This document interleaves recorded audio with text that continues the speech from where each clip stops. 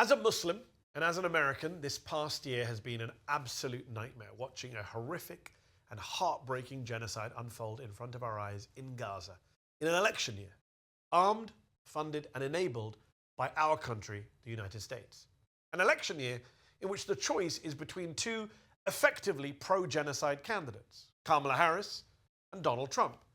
And yes, Jill Stein is in the race too for the Greens, but look, she can't win and won't win, as our own people now admit. For a lot of Muslim voters, though, the only thing that matters is punishing the Democrats who are in power right now. And I understand that. I get it. I feel it too. I also want to politically punish them. What they've done on Gaza and now Lebanon is immoral, illegal, outrageous, as I have been saying for 12 straight months.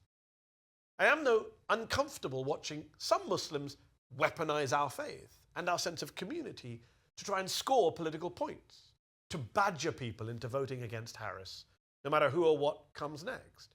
In recent days, I've seen some foreign analysts and influencers like Sami Hamdi suggest it is your obligation as a Muslim to vote against Harris, even if it means a Trump victory. I've seen a big group of American imams, many of whom I respect, writing an open letter quoting the Quran and urging Muslim Americans to abandon Harris. Now, in my view, there are three big problems with this line of argument, and I hope you can hear me out in good faith, even if you don't necessarily agree with me. And to be clear, by the way, because there is a lot of misinformation going around, I'm not here to tell you to vote for Harris.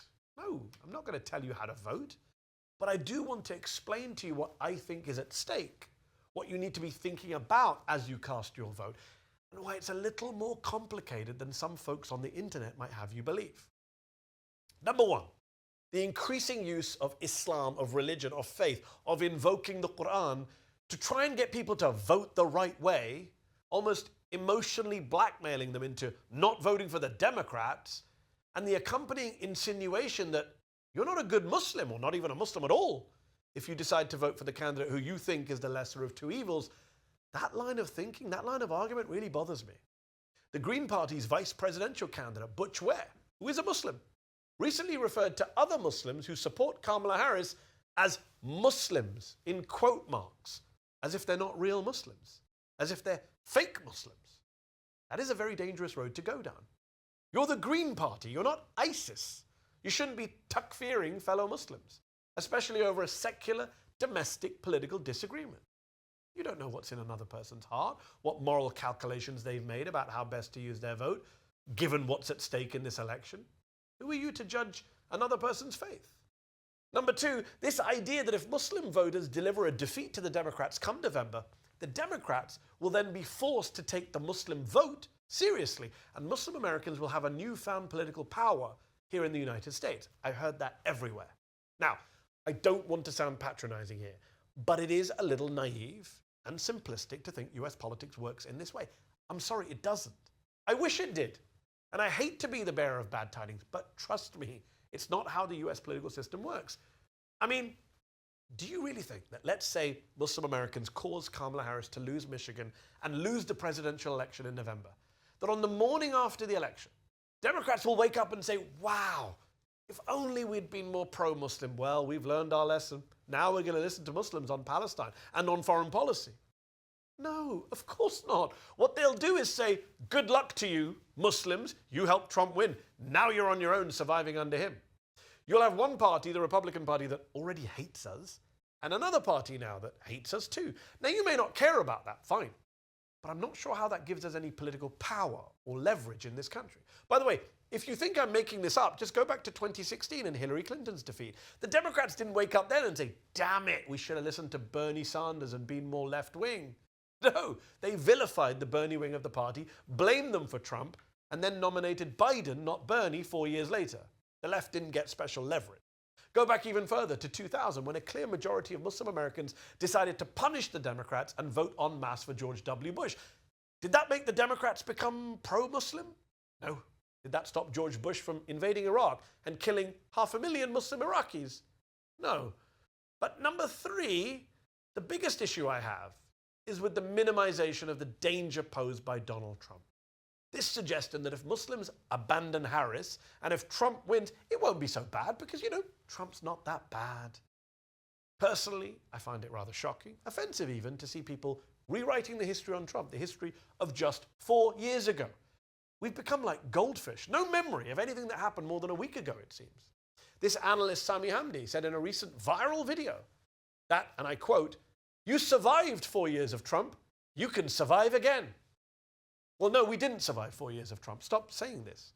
It's just not true. 450,000 Americans died from COVID on Trump's incompetent watch while he was telling us to inject disinfectant into our arms. And according to one study, 40% of those deaths were preventable. So 180,000 Americans would be alive today were it not for Trump.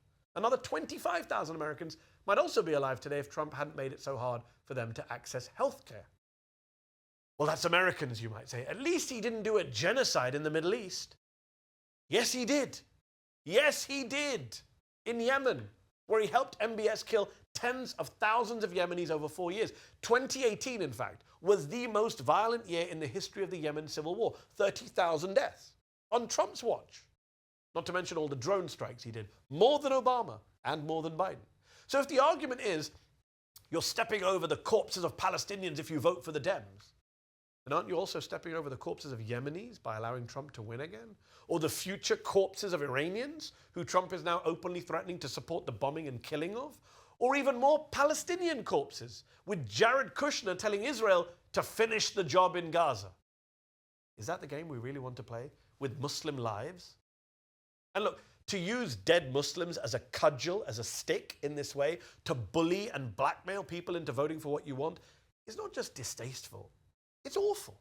And it's also nonsensical. Most Muslim Americans already voted for Joe Biden in 2020. Did anyone say at the time that they would have to answer on the day of judgment to the hundreds and thousands of Iraqis that Joe Biden helped kill by pushing for the Iraq war back in 2003? No. Most Muslim Americans understood back in 2020 that stopping Trump was more important than punishing Biden for Iraq. That frustratingly, tragically, pretty much every president of the United States kills Muslims. Kills people abroad. There are no good, clean, or pure options. Sorry. So look, whether or not you vote for Harris, that's up to you. It isn't an easy choice. But it is a choice. Let's not lie to ourselves about this. It isn't happening in a vacuum. And the alternative to Kamala Harris come Inauguration Day 2025 will be Donald Trump, not Jill Stein. The same Donald Trump who Netanyahu and Ben-Gvir want as president. They don't want Harris. A lot of Muslims don't want to give Netanyahu and Ben-Gvir what they want, and so they may hold their noses and vote for Harris. That doesn't make them bad Muslims or pro-genocide, and so it does annoy me that some in my community, the Muslim American community, want us to pretend that this is an easy choice, that you just abandon Harris to support Gaza, that you have clean hands, and that you then have no moral responsibility for the pro-genocide, pro-Netanyahu, anti-Muslim, racist, unhinged Trump who comes next, because that is who comes next, whether you like it or not. And so the reality is that no matter who you vote for, or whether or not you vote at all, your hands aren't going to be clean. Again, sorry. Now sure, some people online may tell you what you want to hear. They may go viral by making things sound simple and easy, or moral and Islamic to you. My job isn't to do that. My job is to tell you the truth, no matter how inconvenient, awkward, or unpopular. And believe it or not, agree with me or not, that is what I'm trying to do. I literally quit a job in corporate media so that I could speak much more freely to you all. So thank you for listening, and God help us all on November the 5th.